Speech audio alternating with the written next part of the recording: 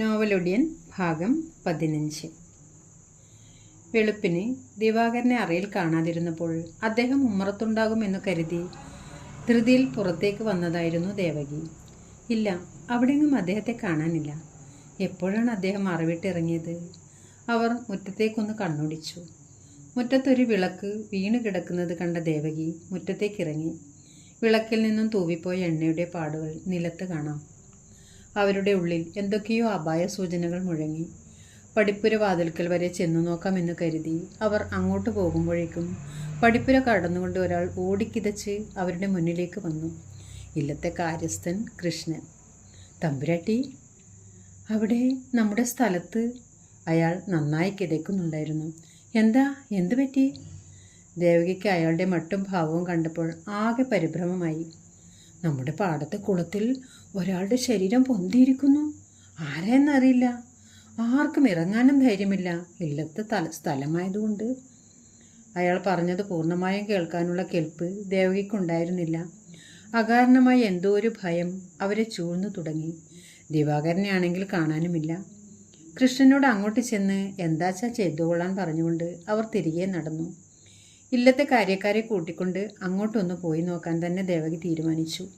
കൃഷ്ണൻ തിരികെ കുളത്തിനു സമീപത്ത് ചെന്നപ്പോഴും ആരും വെള്ളത്തിലിറങ്ങിയിട്ടില്ല. ആകെ ചീർത്ത് വീർത്ത ശരീരം. ആരുടേതാണെന്ന് മനസ്സിലാക്കാൻ കഴിയുന്നില്ല. അത് പാതിയും പുറത്ത് കാണാം. പെട്ടെന്ന് എല്ലാവരും നോക്കി നിൽക്കെ ഒരാൾ വെള്ളത്തിലേക്ക് എടുത്തു ചാടി. യാതൊരു ഭയവും അറപ്പും കൂടാതെ ആ ശവശരീരം അയാൾ വെള്ളത്തിൽ നിന്നും വലിച്ചുകൊണ്ട് കരയിൽ എടുത്തു കിടത്തി. നിശബ്ദമായ ജനക്കൂട്ടത്തെ ഒന്ന് നോക്കുക പോലും ചെയ്യാതെ തിരിഞ്ഞു നടക്കുകയും ചെയ്തു. ആരും അയാളോട് ഒരക്ഷരം പോലും മിണ്ടിയില്ല. ആരാ അച്ചാക്കറുമ്പൻ? ഏതോ ഒരു കൊച്ചുബാലൻ അവൻ്റെ അച്ഛൻ്റെ മുണ്ടിൻ്റെ തലപ്പ് പിടിച്ചു വലിച്ചുകൊണ്ട് ചോദിച്ചത് കാലുകളിൽ ഇരുമ്പുവള കെട്ടിയ ആ കുറിയ മനുഷ്യൻ കേട്ടു എന്ന് തോന്നുന്നു. അച്ഛൻ ഭയന്നിട്ടെന്ന പോലെ മകൻ്റെ വായ കൈകൊണ്ട് അമർത്തി പിടിച്ചു. ആ മനുഷ്യൻ പക്ഷേ അവിടെ നിന്നും പെട്ടെന്ന് ധൃതിയിൽ നടന്നകന്നു. ചാത്തനല്ലേ അത്? ആളുകൾ മുറുമുറുക്കുന്ന ശബ്ദം കേട്ടുകൊണ്ടാണ് ദേവകി അങ്ങോട്ട് കടന്നു ചെന്നത്. അവർ ആ ശവശരീരം ആരുടെ എന്നറിയാനുള്ള ധൃതിയിലായിരുന്നു. താൻ ഭയപ്പെടുന്നത് പോലെ ആകരുതേ എന്നവർ മനസ്സുരുകി പ്രാർത്ഥിക്കുന്നുണ്ടായിരുന്നു. ഇവിടെയെങ്ങും കണ്ടിട്ടുള്ള ആളല്ലല്ലോ. ഏതോ അന്യദേശക്കാരനാണെന്ന് തോന്നുന്നു. ആളുകൾ ശരീരം പരിശോധിച്ചുകൊണ്ട് പരസ്പരം പറയുന്നത് ദേവകി കേട്ടു. ആ ശരീരത്തെ ഒന്ന് നോക്കാൻ പോലും ഭയന്ന് അല്പം ആശ്വാസത്തോടെ അവർ തിരികെ നടന്നു. മനസ്സിൽ ഒരേ ഒരു ചോദ്യം മാത്രമേ ഉണ്ടായിരുന്നുള്ളൂ: എവിടെ അദ്ദേഹം? തിരികെ നടന്നു നീങ്ങവേ ആൾക്കൂട്ടത്തിനിടയിൽ നിന്ന് ഒരാൾ അവരെ പിന്തുടർന്നു തുടങ്ങിയത് ദേവകി അറിഞ്ഞിരുന്നില്ല. കാഷായ വസ്ത്രധാരിയായ ഒരാൾ. ദേവകിയും കാര്യക്കാരും പടിപ്പുര കടന്ന് അകത്തു പോകുന്നത് നോക്കി അയാൾ പുറത്ത് വയൽവരമ്പിൽ നിൽക്കുന്നുണ്ടായിരുന്നു. കീഴൂർ മനയുടെ മച്ചിൽ തൂങ്ങിക്കിടക്കുന്ന കടവാതിൽ കൂട്ടങ്ങൾ കലവില കൂട്ടിക്കൊണ്ട് ആകാശത്തേക്ക് പറന്നുയർന്നു. തെക്കിനി കോലയിൽ അപ്പോഴും വെളിച്ചം കടന്നു ചെല്ലാത്ത മൂലകളിൽ നിന്നും ആരുടെയൊക്കെയോ ഞരക്കങ്ങൾ കേട്ടിട്ടെന്നോണം ഒരു കരിമ്പൂച്ച കരഞ്ഞുകൊണ്ട് പുറത്തേക്കോടി. മഴയ്ക്ക് മുന്നോടി എന്നോണം വാനിൽ ഉരുൾമേഘങ്ങൾ മൂടി.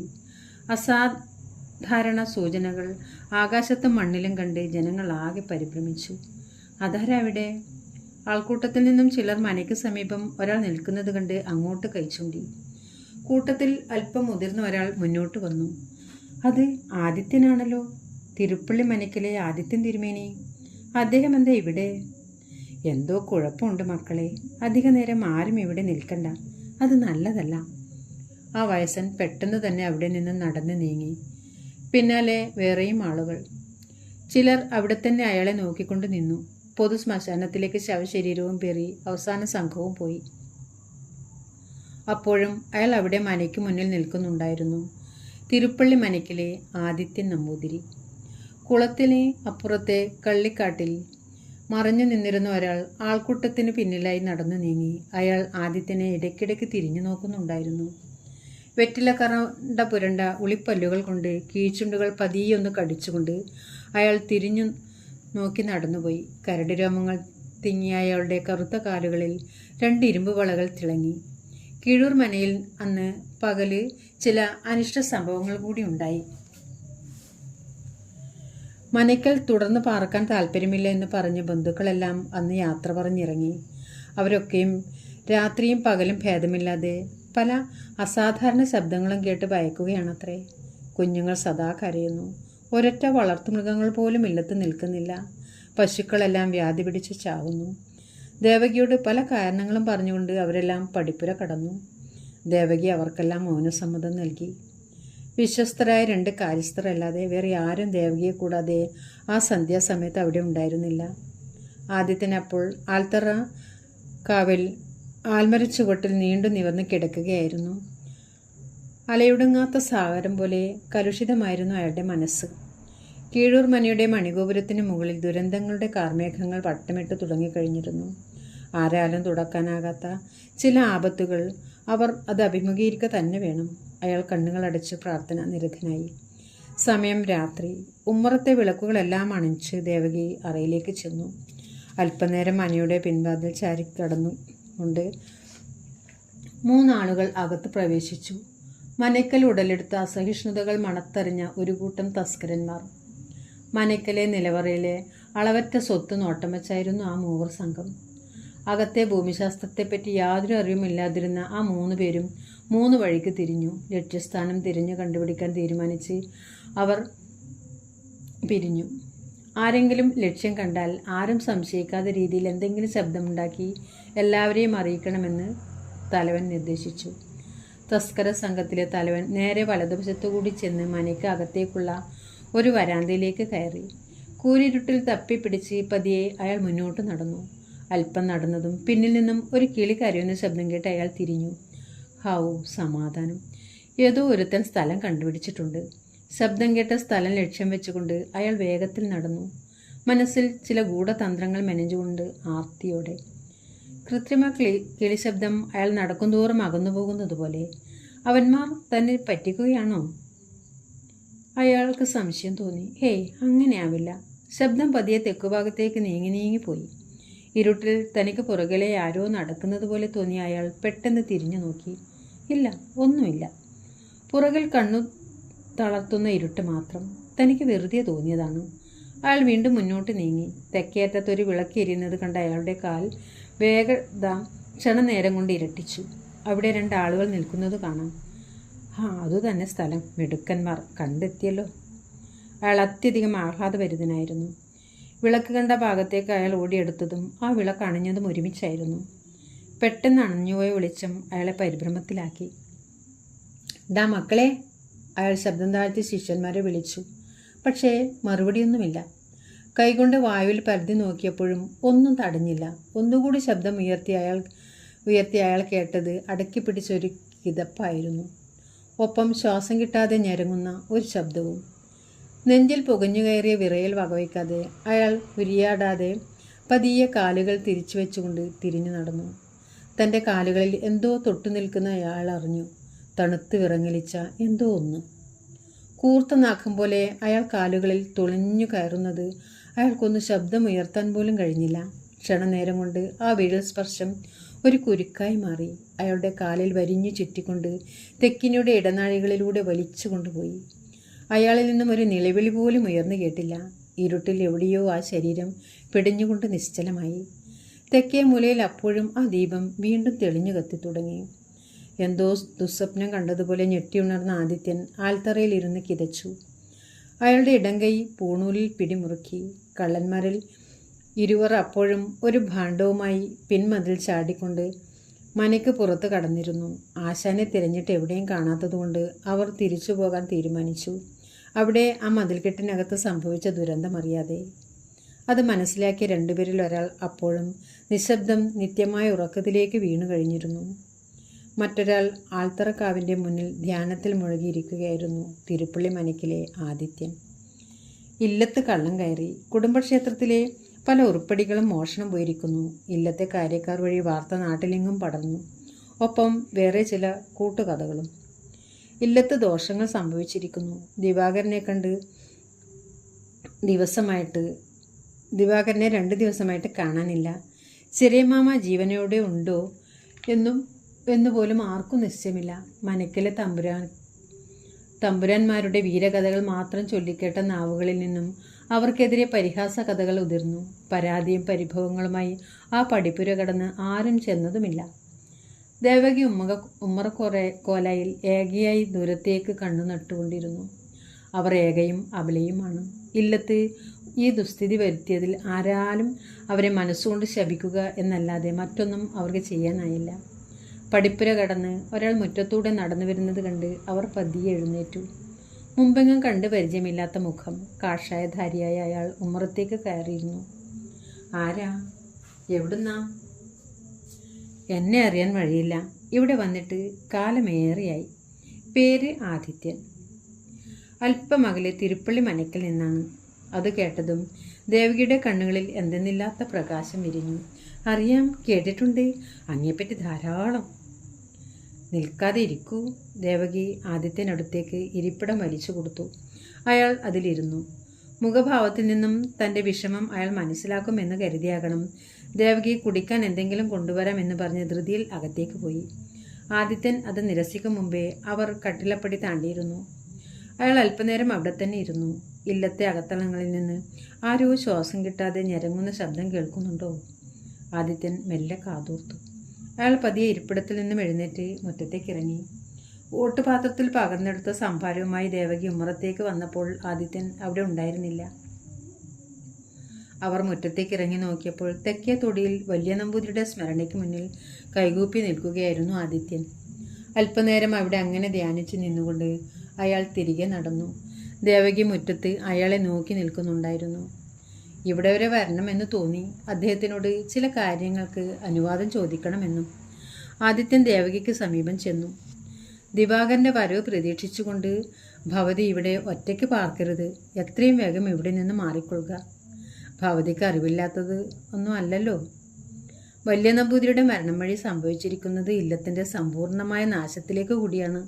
ഒരു പക്ഷേ അദ്ദേഹത്തിൻ്റെ കൊലയാളി പോലും ഉദ്ദേശിച്ചിട്ടില്ലാത്തത്ര ക്രൂരമായ പ്രത്യാഘാതങ്ങൾ. അതെനിക്കിപ്പോൾ മനസ്സിലാകുന്നുണ്ട്. ഇല്ലത്തിൻ്റെ അകത്തളങ്ങളിൽ അഴുകിക്കിടക്കുന്ന ശവങ്ങളുടെ ഗന്ധം, അതിവിടെ ആകെ നിറഞ്ഞു നിൽക്കുന്നത് എനിക്ക് ഗ്രസിക്കാനാകുന്നു. നമ്പൂതിരിയുടെ അഭാവത്തിൽ താഴുകൾ തകർത്ത് സ്വയം സ്വതന്ത്രമാക്കപ്പെട്ട ദുരന്താത്മാക്കൾ നിമിത്തം അനവധി മരണങ്ങൾ ഇല്ലത്ത് സംഭവിച്ചു കഴിഞ്ഞിരിക്കുന്നു. പക്ഷേ നിങ്ങൾ അറിഞ്ഞത് 2 മരണങ്ങൾ മാത്രം. ദേവകിയിൽ നിന്നും അടക്കിപ്പിടിച്ച വിതുമ്പിൽ അണപൊട്ടി ഒഴുകി.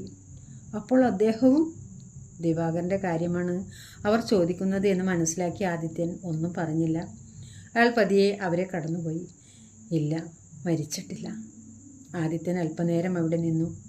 വലിയ നമ്പൂതിരി ബാക്കി വെച്ചത് മുഴുമിപ്പിക്കാൻ എനിക്കാവില്ല.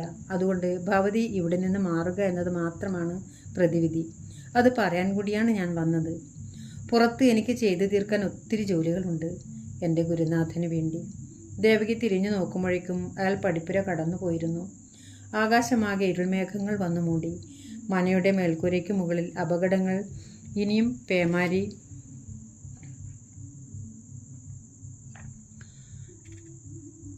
പേമാരി വീഴ്ത്താൻ പോകുന്നതിൻ്റെ സൂചന പോലെ. അന്ന് സന്ധ്യയ്ക്ക് തന്നെ ഇല്ലത്തെ ശേഷിക്കുന്ന കാര്യക്കാരെയും പറഞ്ഞയച്ചു ദേവകി. വേണ്ട, ഇനിയൊരു മരണം ഇവിടെ ഉണ്ടാകുമെങ്കിൽ അത് എൻ്റേത് മാത്രമായിക്കൊള്ളട്ടെ. ദേവകി അറയിൽ ചെന്ന് ദിവാകരൻ തന്നെ ഏൽപ്പിച്ച ദൗത്യം മുഴുമിപ്പിക്കുന്നതിനായി തൂലിക കയ്യിലെടുത്തു. അന്നേരം അങ്ങ് ദൂരെ ആ കരിമ്പനക്കാട്ടിലെ ഒറ്റക്കുടിലിൻ്റെ ഉമ്മറത്ത് തെളിഞ്ഞു കത്തിയിരിക്കുന്ന ഊട്ടുവിളക്കും അണിഞ്ഞു. ഇരുട്ടിൻ്റെ മറയത്ത് ഒരാൾ ആ കുടിലിൽ നിന്നും ഇറങ്ങി വന്നു. ചാത്തൻ. ദൂരെ എവിടെ നിന്നോ കാലങ്കോഴി കൂവുന്ന ശബ്ദം മുഴങ്ങി കേൾക്കുന്നു. കരിയിലകൾ ചവിട്ടി ഞെരിച്ചുകൊണ്ട് അയാൾ നടന്നു പോകുന്നത് കണ്ടിട്ട് ഒരു കരിമ്പൂച്ച ചീറിക്കൊണ്ട് മരത്തിൽ നിന്നും ചാടിയിറങ്ങി ദൂരേക്ക് ഓടിപ്പോയി. കരിമ്പനക്കാട് കടന്ന് ജനവാസമുള്ള സ്ഥലത്തെത്തിയപ്പോൾ ഒരു വീട്ടിൽ ആ സമയത്തും വിളക്കെരിയുന്നുണ്ടായിരുന്നു. തൻ്റെ കുഞ്ഞിനെ ഉറക്കാൻ വേണ്ടി മുറ്റത്തുകൂട്ടി ഉലാത്തുകയായിരുന്നു ആ വീട്ടിൻ്റെ ഗൃഹനാഥൻ. ഉറങ്ങൂ ഉണ്ണി. ഉറങ്ങാത്ത കുട്ടികളെ കൊണ്ടുപോകാൻ രാത്രിയിൽ ഉടൻ വരൂ കേട്ടോ. പോത്തായും ആടായും നായായും ഒക്കെ വരും. മോൻ ഉറങ്ങിക്കോ വേഗം. അയാൾ കുഞ്ഞിൻ്റെ പുറത്ത് പതിയെ തട്ടിക്കൊണ്ട് മുറ്റത്തുകൂടെ നടന്നു. ചാത്തൻ ആ വീടിൻ്റെ അരികിലെത്തിയപ്പോൾ വെളിച്ചം വയന്നിട്ടെന്ന പോലെ വേലിയോട് മറവെറ്റി നടന്നു. വഴിയിൽ കിടന്നിരുന്ന ഉണക്കച്ചുള്ളികൾ അവൻ്റെ കാലുകൾക്കടിയിൽപ്പെട്ട് ഞെരിഞ്ഞു പൊട്ടി. ആ ഗൃഹനാഥൻ അത് കേട്ടു എന്ന് തോന്നുന്നു. ഇരുട്ടിലേക്കൊന്ന് താഴ്ന്നു നോക്കിക്കൊണ്ട് അയാൾ തിരിഞ്ഞ് വേഗം കുഞ്ഞിനെയും കൊണ്ട് അകത്തേക്ക് പോയി. ഒടിയൻ്റെ ശകുനം. അതിന് വലിയ പ്രാധാന്യമുണ്ട്. ഒടുക്കിയിറങ്ങുന്ന നേരം കാണുന്നവനെ അവർ മറക്കാറില്ല. പോയ കാര്യം ശുഭമായില്ലെങ്കിൽ ശകുനം കണ്ട ആളെ വീണ്ടും കണ്ടാൽ ഉപദ്രവിക്കാതെ വിടണം എന്നാണ്. പക്ഷേ അന്നത്തെ രാത്രി അശുഭമാണ് സംഭവിച്ചതെങ്കിൽ ശകുനം കണ്ട ആളിനെ പാർത്തിരുന്ന് ആക്രമിച്ചിരിക്കും. ആ വീട് ഒന്നുകൂടി നോക്കിക്കൊണ്ട് ചാത്തൻ വീണ്ടും നടന്നു നീങ്ങി. ദൂരെ ഒടിയൻകുന്നിന് മുകളിൽ തല ഉയർത്തി നിൽക്കുന്ന ആ ഒറ്റപ്പന കാണാം. കുന്നിൻ മുകളിൽ നിന്നും നോക്കുമ്പോൾ താഴെ കൊല്ലങ്കോട് ദേശം മുഴുവൻ ഗാഠനിദ്രയിലാണ്. ചാത്തൻ എളിയിൽ കൈകുത്തിക്കൊണ്ട് ഒരു രാജാവിനെ പോലെ താഴേക്ക് നോക്കി. അപ്പോൾ കാവശ്ശേരി ഉത്സവത്തിന് പടക്കച്ചവടം കഴിഞ്ഞ് തിരികെ വരികയായിരുന്നു കോമനും കണ്ണനും. നേരം ഏറെ ആയതുകൊണ്ട് എളുപ്പവഴി എന്ന നിലയ്ക്കാണ് അവർ ഒറ്റക്കരിമ്പന കുന്നിന് സമീപത്തുകൂടി വരാൻ തീരുമാനിച്ചത്. അവർ ആ നാടിൻ്റെ കഥകൾ അറിയാത്തവർ ആണെന്നത് മറ്റൊരു യാഥാർത്ഥ്യം. നിലാവിൻ്റെ അരണ്ട വെളിച്ചം മാത്രം, ചുറ്റും ഭീതിജനകമായ നിശബ്ദത. ഇരുവരും പരസ്പരം ഒന്നും മിണ്ടാതെ പതുക്കെ നടന്നു നീങ്ങി. അടയാളം വെച്ച ആ ഒറ്റപ്പന കുന്നിൻ്റെ അരികിലെത്തിയപ്പോൾ കണ്ണനാണ് ആ കാഴ്ച കണ്ടത്. മലയുടെ മുകളിൽ നിന്നും ഒരാൾ ഇറങ്ങി വരുന്നു. നിലാവിൻ്റെ പതിഞ്ഞ പ്രകാശത്തിൽ അയാളുടെ കറുത്തുരുണ്ട നഗ്ന ശരീരം അവർ വ്യക്തമായി കണ്ടു. കോമൻ കണ്ണൻ്റെ കൈപിടിച്ച് ശബ്ദമുണ്ടാക്കാതെ കുറ്റിക്കാട്ടിലേക്ക് കുളിച്ചു. അയാൾ മലയിറങ്ങി വന്ന് ദൂരേക്ക് മറിയും വരെ അവർ ഇമ അനക്കാൻ പോലും ഭയന്നു അവിടെ ഇരുന്നു. അകലെ നിന്നും നായ്ക്കൾ കൂട്ടമായി ഓലിയിടുന്ന ശബ്ദം കേൾക്കാം. ഭഗവതി, നീ കാത്തു. കോമൻ നെഞ്ചത്ത് കൈവച്ചു. എന്താടാ? കണ്ണനൊന്നും മനസ്സിലായില്ല. അതാരാ? ഭ്രാന്തനാണോ രാത്രിയിൽ തുണിയില്ലാതെ നടക്കാൻ? കോമൻ കണ്ണൻ്റെ വായി കൈകൊണ്ട് അടച്ചു പിടിച്ചു. ഒടിയൻ. കോമൻ്റെ ശബ്ദം വിറയ്ക്കുന്നുണ്ടായിരുന്നു. അയാൾ പതിയെ അവിടെ നിന്നും എഴുന്നേറ്റു. വാ, എഴുന്നേൽക്ക്, ഇനി ഇതിലേ വരില്ല. അയാൾ കണ്ണനെ എഴുന്നേൽപ്പിച്ചു. ഈ വഴി വരാൻ ആരാ നിന്നോട് പറഞ്ഞു തന്നേ? പ്രാണൻ ബാക്കി കിട്ടിയത് വീട്ടിലുള്ളവരുടെ പുണ്യമെന്ന് കൂട്ടിക്കുക. അയാൾ സഞ്ചികൾ എടുത്ത് ചുമലിലേക്കിട്ടു. ഏയ്, എന്തൊക്കെയാ നീ പറയണേ? കണ്ണൻ കൂട്ടുകാരൻ്റെ കൈകൾ പിടിച്ചു കുലുക്കി. ഒടിയന്മാരെ കുറിച്ച് നീ കേട്ടിട്ടില്ലേ? രാത്രി നേരം മായാശക്തി കാണിച്ച് രൂപം മാറി വന്ന് ആളുകളെ ആക്രമിച്ചു കൊല്ലും അവർ. കൊല്ലങ്കോട് ഒടിയന്മാരുള്ള കാര്യം മുൻപ് കേട്ടിട്ടുണ്ട്. എനിക്കത്ര ഓർമ്മ പോയില്ല. ഇല്ലച്ചാൽ ഈ വഴി ഞാൻ വരില്ലായിരുന്നു. കോമൻ പതിയെ മുന്നോട്ട് നടന്നു. അല്പം പോയപ്പോഴാണ് ശ്രദ്ധിച്ചത്, കണ്ണനെ കാണാനില്ല. തിരിഞ്ഞു നോക്കുമ്പോൾ അയാൾ അവിടെ തന്നെ നിൽക്കുകയാണ്. ഹേയ്, എന്താ നീ കാണിക്കണേ? അവിടെ നിൽക്കാണ്ട് വേഗം ഈ ദേശം കടക്കാൻ നോക്കുക. കണ്ണൻ പതിയെ കോമൻ്റെ അരികിലേക്ക് നടന്നു. ഡാ, നീ പറഞ്ഞതൊക്കെ ഉള്ളതാണെങ്കിൽ ദേ നോക്ക്, അവിടെ ഒരാൾ കൂടി ഉണ്ട്. ഹേയ്, അതിന് സാധ്യതയില്ല. രണ്ട് ഒടിയന്മാർ ഒരിക്കലും ഒരുമിച്ച് നിൽക്കില്ല. അത് നിനക്ക് തോന്നിയതാകും. നീ ഇങ്ങ് വന്നേ, എനിക്ക് കാലും കൈയും വിറച്ചിട്ട് വയ്യ. അയാൾ കണ്ണനെ പിടിച്ചു വലിച്ചു. അല്ലടാ, നീ നോക്ക്, ഇത്ര അടുത്തായിട്ടും ആ പന കാണാനില്ലേ നിനക്ക്? അതിൻ്റെ മധ്യത്തിലെ അത് ഒരാൾ. ഇത്ര വലിയ ഒരാളെ നിനക്ക് കാണാൻ വയ്യേ? കണ്ണൻ പറഞ്ഞത് ശരിയായിരുന്നു. അവിടെ ഒരാൾ അള്ളിപ്പിടിച്ച് നിൽക്കുന്നുണ്ട്. അത് അയാളായിരുന്നു. ഒറ്റക്കരിമ്പനയുടെ പൊത്തിലൊളിപ്പിച്ച ആ രഹസ്യത്തെക്കുറിച്ചറിയുന്ന ഒരാൾ, ആദിത്യൻ. കീഴൂരിൽ വന്ന് ഒറ്റ പകൽ കൊണ്ട് തന്നെ അയാളത് മനസ്സിലാക്കിയിരുന്നു. അഭ്യാസിയുടെ മെയ്വഴക്കത്തോടെ പനയുടെ ഒത്ത നടുക്കുള്ള ആ തുളയിൽ നിന്നും താളിവല കെട്ടുകൾ കൈക്കലാക്കിക്കൊണ്ട് അയാൾ ധൃതിയിൽ താഴേക്കിറങ്ങി. അല്പനേരം പോലും പാഴാക്കാനില്ല. ഒത്തിരി ജോലികൾ ചെയ്ത് തീർക്കാനുണ്ട്. അയാൾ ധൃതിയിൽ മലയിറങ്ങി നടന്നു നീങ്ങി. ഒപ്പം അയാൾ അറിയാതെ കണ്ണനും കോമനും. അത് ഏതോ കൊമ്പത്തെ മന്ത്രവാദിയാണ് കണ്ണ. അല്ലാതെ സാധാരണക്കാരൻ ചെയ്യണ പണിയാണോ ഇയാളീ ചെയ്യണത്? ഒടിയൻ്റെ മുതൽ കൈക്കലാക്കുക എന്ന് വെച്ചാൽ വലിയ വിലപിടിപ്പുള്ള എന്തെങ്കിലും ആകുമല്ലേ? കണ്ണൻ കോമനെ നോക്കി. ആവും. അവർ ശബ്ദമുണ്ടാക്കാതെ അയാളെ പിന്തുടർന്നു. ആദിത്യൻ പക്ഷേ അവർക്ക് എത്താവുന്നതിലും ഒത്തിരി മുന്നിൽ അതിവേഗം മുന്നോട്ട് നീങ്ങി. അയാൾ ഓടുക തന്നെയായിരുന്നു. നടന്ന് അയാൾ ദൂരെ ഒരു വലിയ ആൽമരത്തിന് ചുവട്ടിൽ നിന്നു. അപ്പോഴേക്കും കണ്ണനും കോമനും അയാൾക്ക് സമീപത്ത് ഒളിഞ്ഞു നിന്നു. ഇരുട്ടിൽ നിന്നും മറ്റൊരാൾ അയാൾക്കരികിലേക്ക് നടന്നു വരുന്നത് കോമൻ കണ്ടു, ഒരു നിഴൽ പോലെ. അവർ ശ്വാസം അടക്കി പിടിച്ചുകൊണ്ട് നിന്നു. ആദിത്യൻ അയാൾക്ക് കയ്യിലിരുന്ന ആ പൊതി കൈമാറി. അല്പനേരം എന്തൊക്കെയോ സംസാരിച്ച ശേഷം അവർ രണ്ടുപേരും പിരിഞ്ഞു. കോമനും കണ്ണനും പിന്നീട് അവരെ പിന്തുടർന്നില്ല. എന്തെന്നില്ലാത്തൊരു ഭയം ചൂഴ്ന്നു പിടിച്ചിരുന്നു. ആദിത്യൻ നേരെ തിരിഞ്ഞു നടന്നു. അയാൾക്ക് വ്യക്തമായ ലക്ഷ്യമുണ്ടായിരുന്നു. ആദിത്യൻ പൊതി കൈമാറിയ ആളും അവിടെ നിന്നും നടന്നു നീങ്ങി ഇരുട്ടിലൂടെ എങ്ങോട്ടോ. ഒടിയൻ കഥ തുടരും.